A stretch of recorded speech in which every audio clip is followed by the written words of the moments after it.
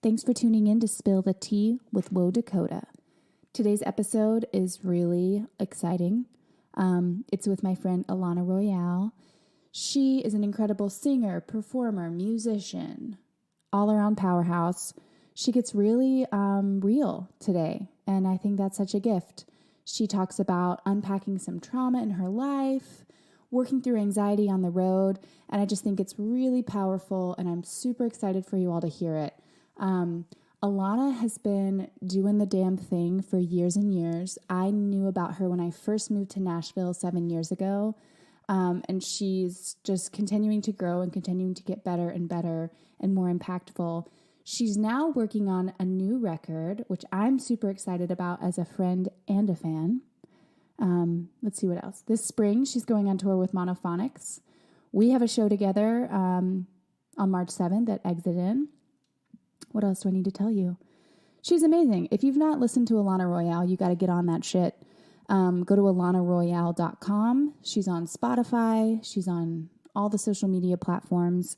She's hilarious and just really fun. If you want to learn more about me, you can go to WhoaDakota.com. And guys, Whoa is spelled WHOA. So get ready to get some tea spilled by the lovely Miss Alanna Royale.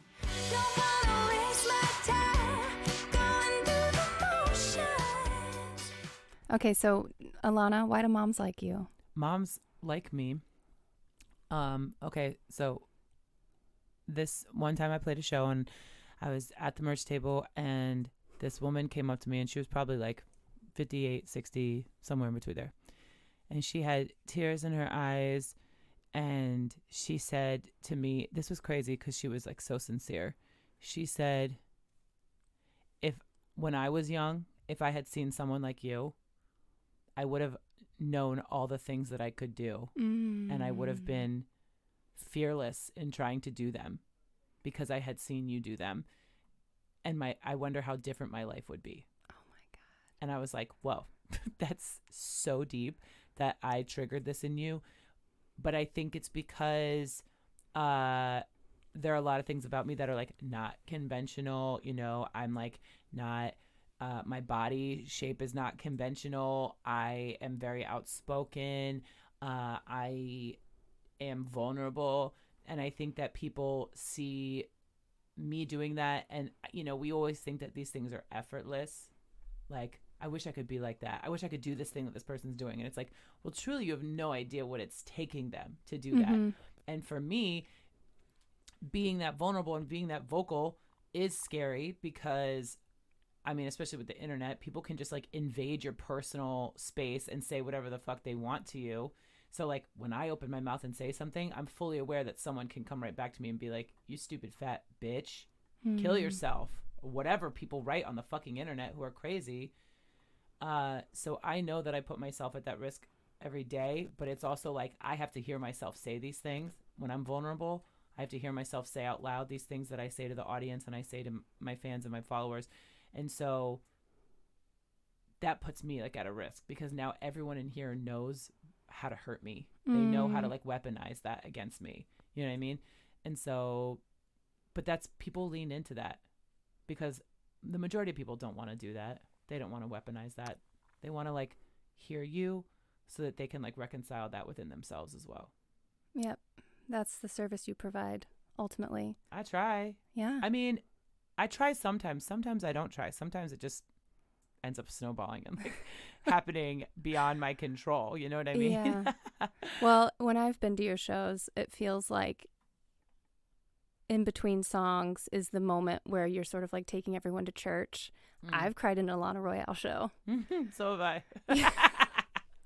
Like, and I think it's really important that you, that artists allow themselves to be seen, you know, and I think that throughout the course of like this past few years, I've been trying to figure out why I do what I do on a deeper level. And what I've come to is what you're basically saying. By us being in our power and by allowing other people to bear witness to that, we say to them, anyone can do this. They feel empowered by proxy of you being powerful and you being vulnerable and you saying like, look, I've been at like the lowest of the low And if I can stand up here in a crop top and a spangly, you know what I mean? It's like anyone can do it. Sure. It's really I started special. saying that. I was like, I started saying, like, if you have a dream, I don't care what that dream is. If that dream is to leave this show and go get a meatball grinder, that's what. That's Jared's dream. That's Jared's dream. If your dream is to be a nurse, that's special. You know, like we're all sort of searching for this like special life. So we think that like our goals are not as important as they are. Like if you want to go to community college and that's your dream, that's like a beautiful dream, you know? And for some people, getting together $350 for a credit to do something to better their lives is a struggle. It's not easy. But I always say, if you want to go do something, you got to go do it. Because if I can stand up on here, like y'all paid money to see me do this thing, if I can do it, you can do it. If I can gather myself up and do this thing, then like you most certainly can too. There's no limit to that. So I've known you for a while now, but what I want to know is why, at what point in your life did you decide, I want to do music? Because I think we sort of, when we deal with like the business sides of things, it can feel real. I sometimes forget why I do it in the first place. It's like an anvil tied around my neck. Oh my God. I had a phone call with a friend who was like, hey, Jess, you're letting music ruin your life. Think about when we first heard like, you know, that Zeppelin record. Like why?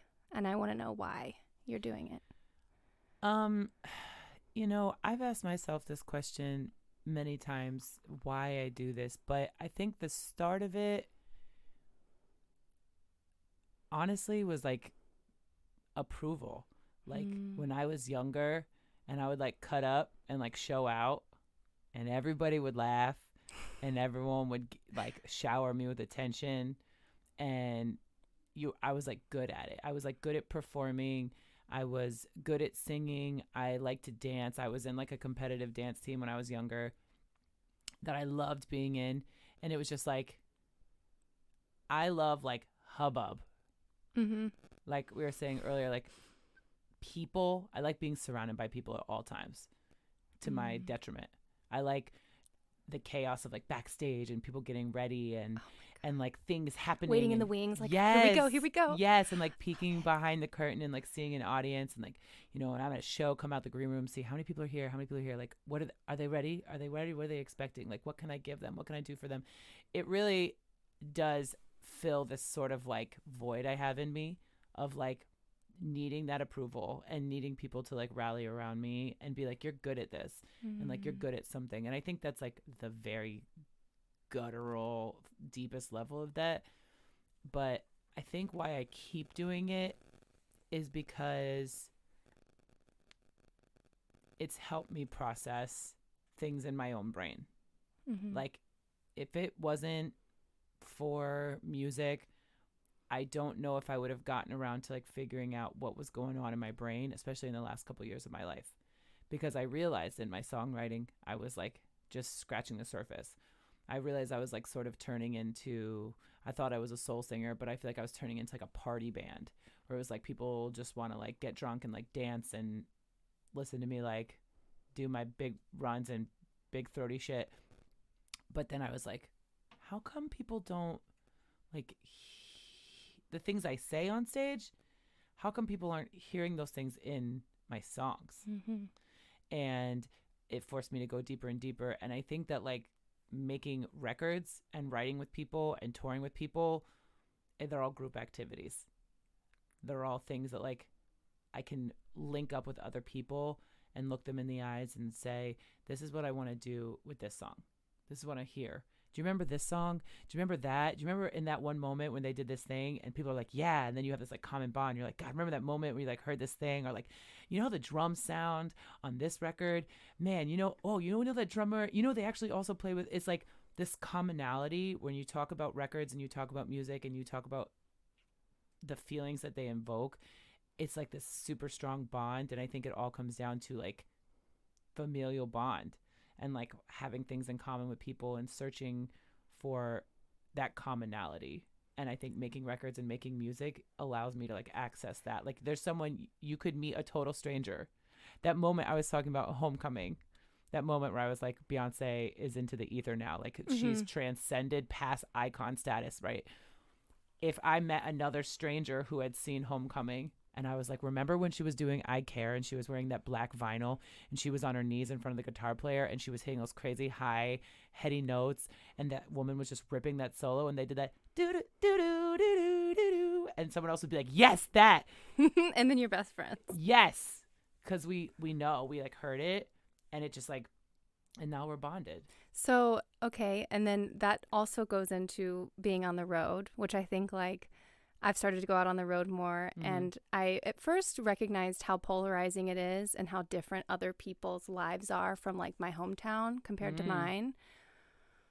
But I think there's a part of being on the road. It's like you get to have a slumber party with your friends every night and it's really fun. But I know you had an experience where you just got completely burnt out, right? Yeah. Well, I think being on the road highlighted all the things that were wrong with me. And I know that like we're not supposed to say things that are wrong with us, but maybe things you hadn't fully unpacked. Yeah, and things that were not working in my life. Things that were, I can say that, you know, maybe things aren't wrong with me because I'm a fucking human and I deserve like a little bit of mercy. But I can say that like things can be wrong in your life. And I think that like the more I went on the road, here's the thing.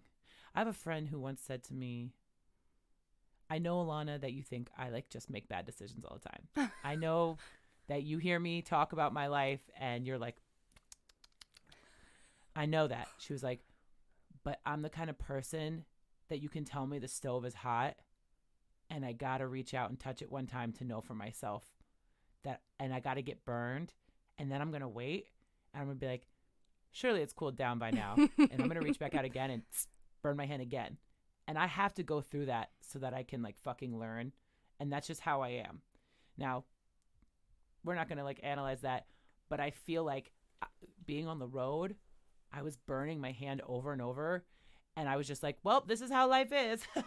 Life is really hard. And like being in a band is hard and being on the road is tough. And like, you know, it's just not a glamorous life and blah, blah, blah. And I was just like burning and burning and burning. What was it about it specifically? Specifically, well, like I was having really bad anxiety, like bad anxiety. Like I never really truly had like a full on panic attack on the road. But you're always afraid you're going to. I would feel like my body was like melting into the floor and that I couldn't like stand upright sometimes. It was like giving me like migraines because like I had such bad tension because I couldn't like fucking calm down. So I thought I was having like sinus problems. So I was taking like sinus medication every day. Oh God, and that really messes you up. Yeah, like drying myself out. And then because I felt so anxious, I just wanted to sleep. So then I like couldn't get up in the morning when it was time to like for like van call. Then I couldn't sleep at night. Then I would stay up and eat. So I would eat like bad food on the road, keep myself up. I just was in this like cycle. And then it turned into like, well, the anxiety of going on the road is so bad. Maybe I have like agoraphobia. Maybe I like just am having a hard time venturing out into the world. And that wasn't really it either. I was having like those sort of symptoms. And the whole time it's like, if you feel this way doing this one thing, maybe you should stop doing it. And reassess. Yeah, take a look at what's going on. Ask yourself, are there things you can change? Are there things that you do like, that do make you happy? What do you like about this process? Why are you just doing something over and over and over that makes you feel so horrible? Then it turned into like, and I can talk about this, before this was like so confusing and I really couldn't make sense of this. And I can talk about it now because I have a little bit more perspective on it. But it turned into like a couple like OCD symptoms where I felt physically and mentally unsafe wherever I was. I would Google map like hospitals wherever I went because I felt so, I don't know why. I don't know what was making me feel unsafe. I couldn't tell you what could make me feel safe. But even staying up in, like, I don't have a fear of heights, right? But I would stay in like the 12th floor of a hotel and I would be like, it will take me too long to get out of this building if there's an emergency. But like, what emergency could there be, right? I could be staying next door to a hospital and still feel there's too much. And what all this was like a feeling of a lack of safety, like actual safety in life, safety for myself, for my heart, for my brain. And it was manifesting itself in all these different ways. And I started to realize, like, being on the road, I actually like being on the road. I don't like playing these fucking songs that I don't love. I don't like being with these people all the fucking time. I don't like doing this. I don't like coming home and having to pick up 5 shifts in a row, Monday through Thursday, Friday, to leave again so I can make enough money to go back. I don't like every other weekend having to find someone to watch my dog. So in addition to everything she's saying, for those of you that aren't musicians, that aren't on the road, it's especially when you're an independent artist, you're driving to the gig, sometimes up to like 7 hours. You're getting to the gig, you're unloading your gear, you're maybe getting a free meal, maybe. You're sound checking, you're waiting for your set, you're playing your set, you're selling your merch, you're unloading. By the time you get to wherever you're staying, if you even know where that is, you've been working for like 15 hours. You never feel like you can touch the ground. So I haven't had that experience, but I can easily understand. You don't feel like a person in a place. Mm-mm.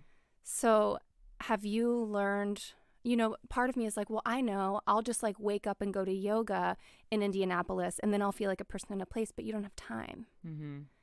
So it is really hard. Yeah. And especially if there are dynamics happening within the, fabric of your band or within the fabric of your personal life and your experience that aren't fully fitting with who you are anymore. I mean, I can't even. So what did you do? There's this picture I have that someone took of me when I had gotten right off stage in Minneapolis one night to a packed house. We killed it. It was a great show. I was so happy. And at the time, my grandmother was like on her last legs, and she lived way out in the bay, like right on the tip out in the bay in Virginia. And we were driving further west for this tour. And the further west we got, I literally was like counting every mile. I was like, this is 1 mile farther away from my grandmother. Like if she dies right now, it's just 1 extra mile I'm going to have to go to get back. And like, I lived my life like that for so long, just like counting every mile. How far away are we from home? Okay, how far away are we between cities? Counting, literally squeezing like every little drop of like sanity I could, movement to movement. And there was like recognition of these behaviors, but a couple years ago we were finishing a tour in New York and we played our show and then we drove straight home from Nashville in a day, which is like a doable day. It's like a long road day, but like you can do it to come home. And I was literally like Google mapping hospitals. So like you're in the middle of nowhere, going through like Virginia and Tennessee. And I got home and I remember feeling like so much shame that I had been doing that, because I was like, I don't know why I do this. I don't know why I feel like so unsafe. I'm in a van with my best friends. I would see like accidents on the side of the road and be like, oh my God, those people must have been stranded for so long. How did anyone even get to them? You know what I mean? And I remember going all the way home. And when I got home, I just like broke down because I was like, this isn't okay. Like to feel so unsafe all the time, because it wasn't just on the road then, then it spreads to like, well, if I'm like going to go to work, if I have to go here, if I'm in the house, like it starts to permeate every part of your day. And then I was like, I feel so unsafe in life. I feel so like helpless. And that's really like what it was, is like you're in a room full of people. You have all these people who are like, Alanna is like queen, like this and that, like whatever, mom, these things that people call me. And I was like, I have all of this and I feel like it's just like out of reach. And I'm like, no one can help me. And no one really understands what's happening with you. No. And it was like so dark and so heavy because I just couldn't find the center of it. So I was like, I'm going to go to yoga. I was like, yoga will solve everything. Yeah. Yoga will solve everything. And so I went to this yoga class, and there's a woman named Cameron who's a yoga teacher in Nashville. I did not know her. Took her class. And there was something about her that like really, people like tell you when you're in yoga teacher training to beware of people who look to you as like a doctor or a therapist, because people will come to yoga and have these like emotional things happen because they actually have given themselves quiet time with themselves. No Instagram, no Netflix, no traffic. And then they have these breakthroughs. And it's like the teacher didn't cause that. Your like ability to be silent with yourself caused that. And so I had what I felt was like this mystical healing thing with this woman named Cameron. And I'm so grateful to her because after class, I was like, so do you teach other classes here? And she's like, oh, I only teach once a week. And I was like, well, what do you do? And she's like, I'm a therapist. And I was like, oh, that's great. I think that I'm having a fucking nervous breakdown that's been lasting for like 3 years. And I really need a therapist. Are you taking new clients? And she was like, I'm not. She was like, but I can recommend someone to you that's a very dear friend of mine who would, if she wasn't my friend, I would go see her as my therapist. And I was like, great. And then I called Taviana Patterson, who is my therapist. And that was a couple years ago. And from the first moment I stepped in there, I felt like I exploded. Like I felt like my guts and brains were like all over the wall. Like someone just like blew me up every time. And I started going into a like very dark and dangerous path towards healing, because people don't really talk about how like the healing of these things can feel so dangerous, because you have to like look at things in a way that your brain has been trying to force you to look away from. Mm-hmm. With all these Netflix and Instagram distractions, being on the road, going and doing the same thing over and over again. And so you're kind of in this place where you're like, I have to look at this thing, but it hurts so bad I don't want to look at it. And then you kind of try and balance that with your normal life. And the two just started to like come. You can't see what I'm doing with my hands, but I'm doing this like reverse, I don't know, coming together thing. It's like coming together and slipping through each other. And then you kind of like start to heal like past and present. That gives you stability for the future. And that's been like 3 years of like trauma therapy and like digging through stuff. And it went from like, I need Xanax just to like get through, quote, like some basic motion in life. I couldn't even like go to the grocery store by myself. I was so afraid of like being alone, even though I felt alone all the time. And now it's like, I can get on a plane and go somewhere by myself and like do something and feel like really good about myself.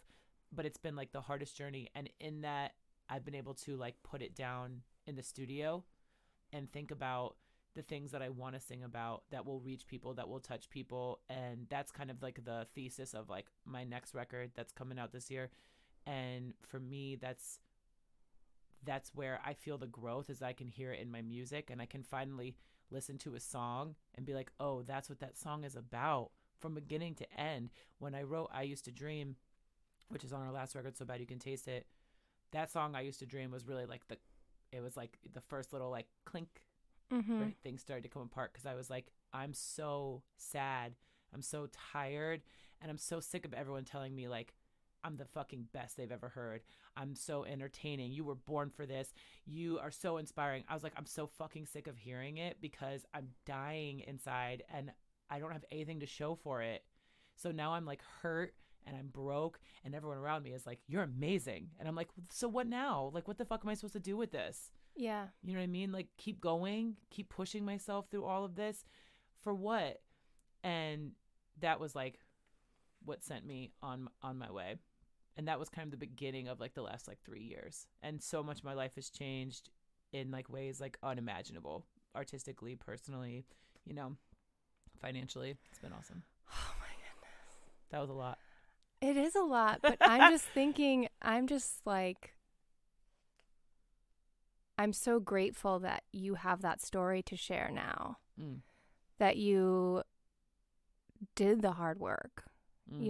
Because there's going to be a kid in that audience, and they're going to have been had those same experiences. And because of the work that you've done, they're going to be able to navigate it better, And I'm so excited to hear your new music.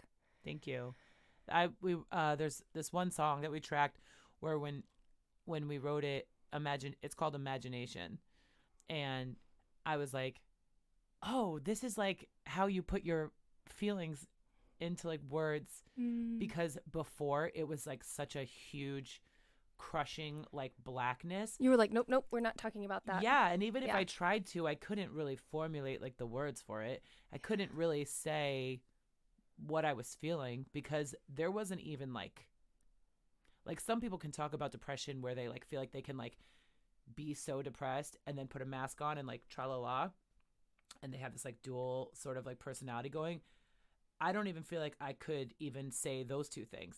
It was so like the in and the out, it was all so blurred together that I didn't even know. It was like emotional vertigo. Like the floor is the wall and now the wall is the floor back again, and it's just like nothing, everything just hurts. So we worked on this new song on a record, Imagination, where I was able to say like I can't tell you like how I feel because there's no like words.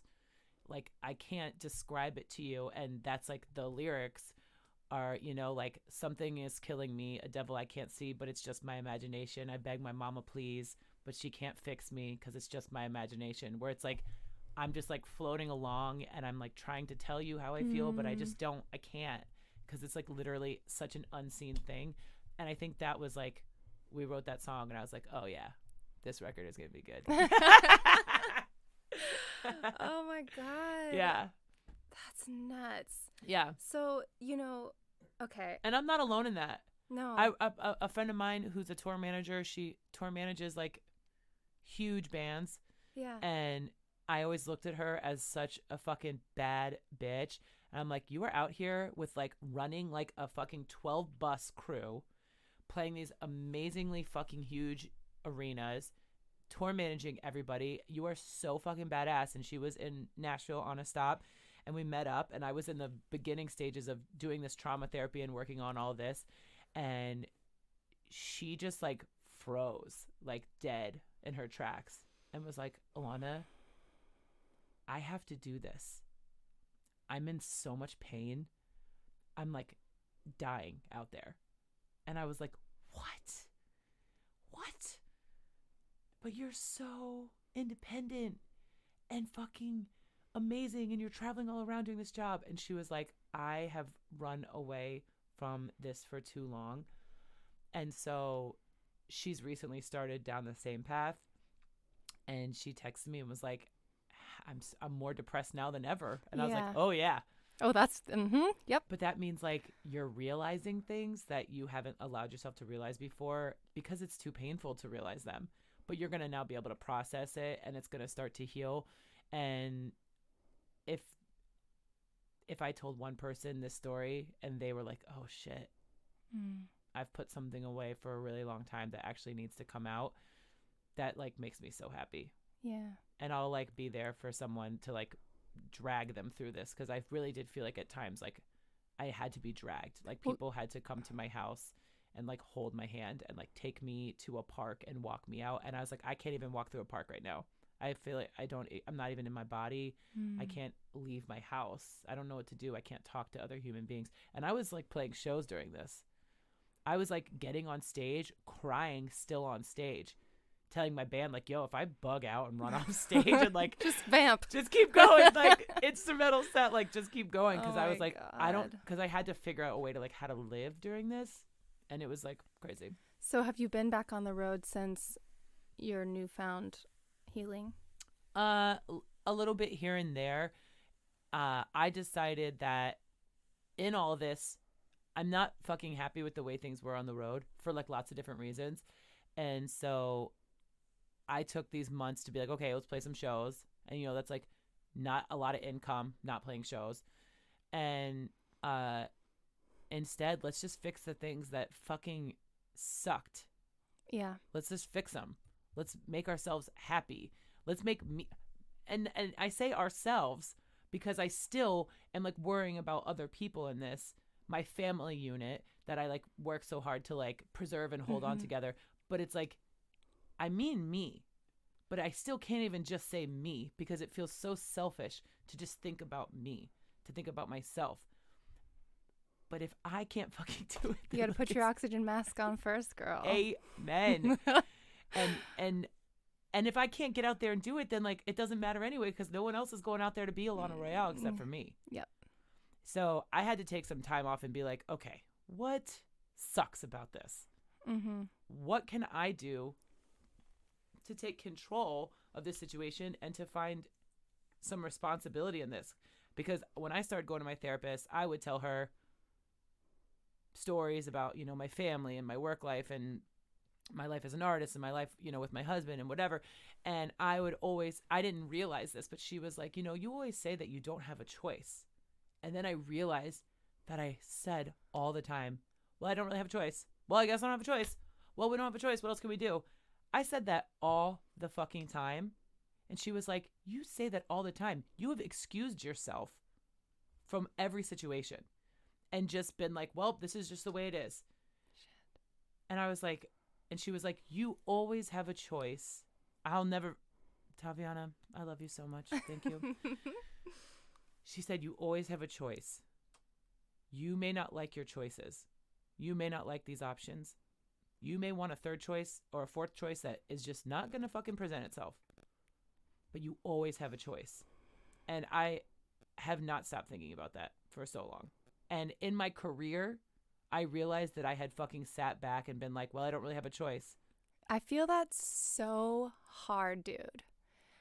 And it feels like if you remove that ally, you won't do it. Mm-hmm. Like you won't make it. Mm-hmm. Because I'm primarily a vocalist as well. I write on guitar, I write on synth, but I've always undermined what I could ever do without allies. Which it's not like there's not a million musicians in Nashville to choose from. But it's like you decide that this is the best it's going to get. Mm-hmm. So did you sort of go through and just like look at all the areas and just make the tough call? Jess is doing like a karate chopping, I'm doing a karate like a knife. chop. Yep. I mean, literally. And did it feel so terrifying or did you feel empowered? I felt terrified for myself, for like my past self. I wasn't scared of the future. Once I started like taking control and responsibility for my own decisions and for my own emotions. Like, and when you say responsibility, it always feels like I wasn't like not doing my job. I worked harder than anyone else I fucking know. People, you know, in Nashville here, like at radio stations, at venues will say like, this is the hardest working woman out. She is doing everything she I've can. said it. It wasn't like I wasn't working. I was taking no responsibility for myself. How do you feel? What feels right? What feels wrong? Where the fuck did your intuition go? What do you really want? I was not showing up in the scenario. I was like putting people in place, doing all the motions, yep. Forward motion, boom, boom, boom, paying boom. the players, talking to my agent, getting the shows ready, booking the rehearsals, doing all that stuff with no responsibility for myself. Where the fuck was I in all this? I look back and it's like that scene in Arrested Development where someone tells a lie and then it says footage not found because like the thing they said didn't really happen. That's yes. Like when I think about responsibility for myself, like how did you feel in this? What did you really want to do? It's gone. Nope, no idea, because I did not deem myself worthy enough for an opinion. I thought that if I put myself forward too much, then it was like, well, this is Alanna's band and you know how it goes and this and that, and it got down to the point and she's a diva. Exactly. And things which like, girl, we know these things are like deep rooted in like fucking patriarchal systems where like women are made to second, third, fourth guess themselves constantly. It was just like, dude, you know what I mean? And then it was like, well, where are you? And you know, I credit, I've said it so many times, but there's a man named Tom. He's like, I would say a power player in the music industry. I respect the hell out of him. He's way above my pay grade, way above my pay grade.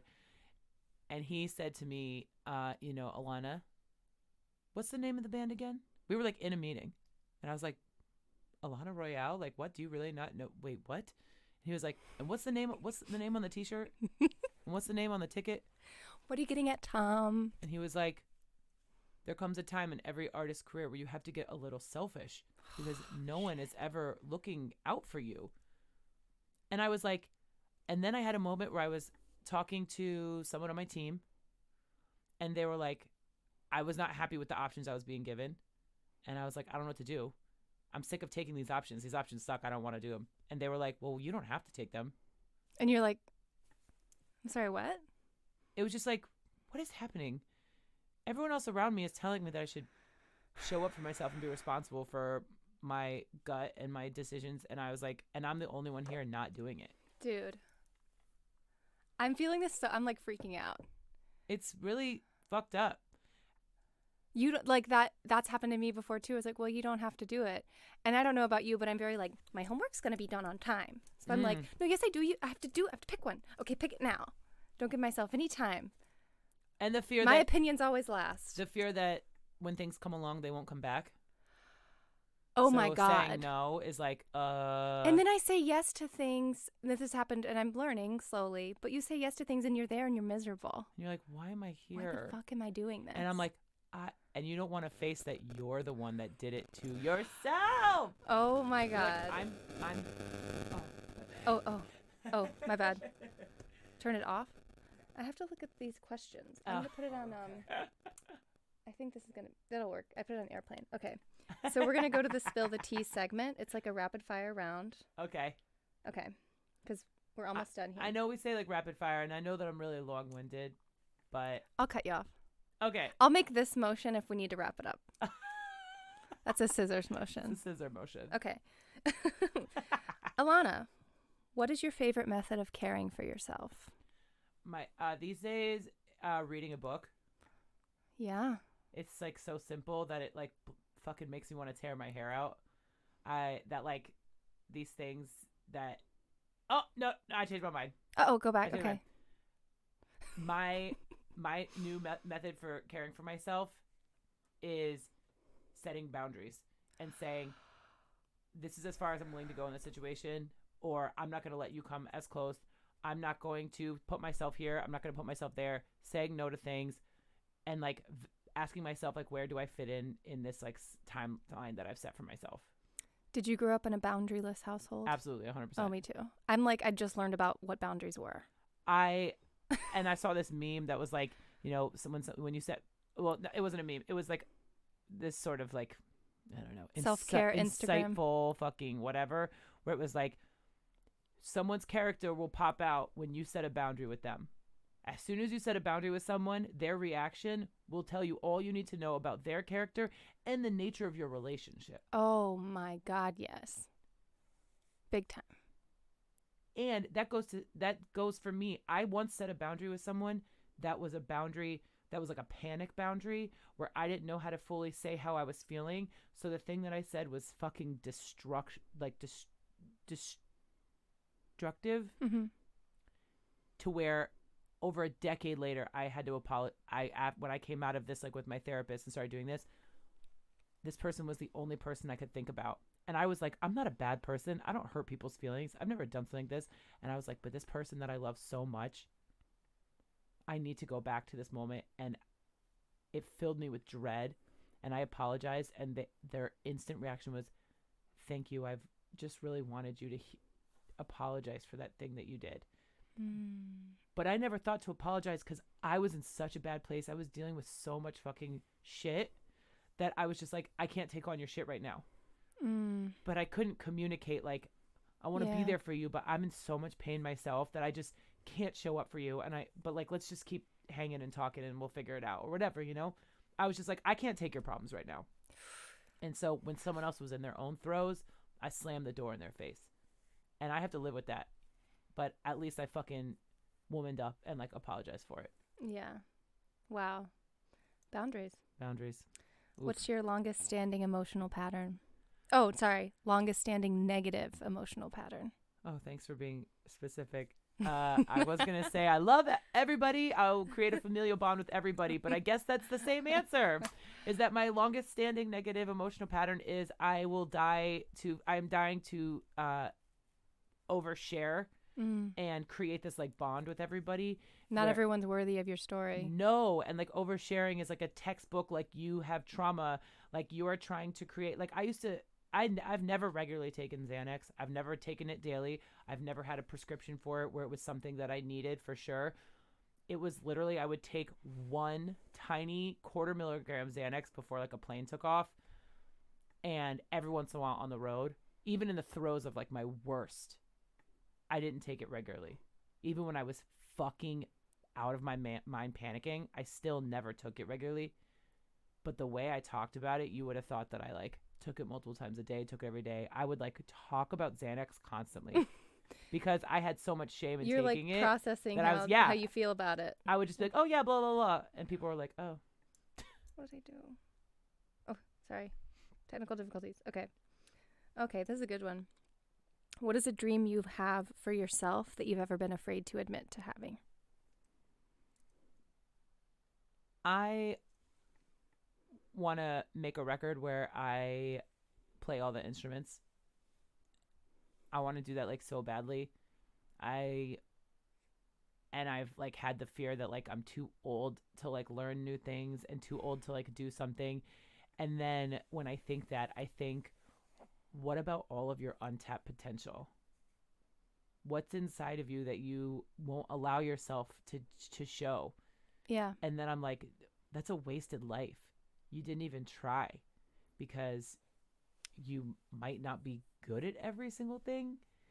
And because perfectionism is such a fucking destructive thought process, it holds you back from trying things because you're so afraid of like being judged, and you hate yourself so much that you won't even allow yourself to like do something that's not 100%. Like, I'm not going to be Prince, you know what I mean? And that's okay, but that doesn't mean I shouldn't fucking try and do as many things as possible. That feeling. I will sometimes not watch like music documentaries because I don't want it to make me feel bad about myself. 100%. Have you watched such and such? No, I haven't. I've watched New Girl again. Right. You know those, have you ever seen those t-shirts that say you have as many hours in the day as Beyonce? I want to buy them all and then burn them all. It makes me feel bad about myself.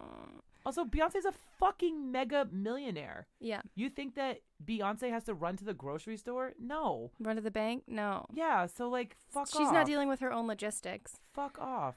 What's the biggest lie you've bought into about having a career in music? That you have to suffer. That it has to be painful. That it has to be grueling sacrifice. That if you don't give up everything in your life, then you didn't try hard enough. Wow. I wonder why you would ever think that. So I think we may have talked about this, but describe a time when you almost gave up. Like that moment. You know, I don't think there was one. Through all of this, through like all the fucking like difficulty and processing and pain and like overdrawn bank accounts and stress, and I wasn't there for this, and I missed this family reunion, and I didn't go to your wedding, and I'm sorry, but I had to go play some whatever fucking show in Pennsylvania. I don't think I ever had that moment. I just don't think that's ever been an option. Maybe it's to my detriment, but I just don't think I ever had it. I don't think even like when it's been like an ember, there was like enough oxygen. Yeah. You know? Damn, dude. I'm ready for the world to know your name. Alanna Royale.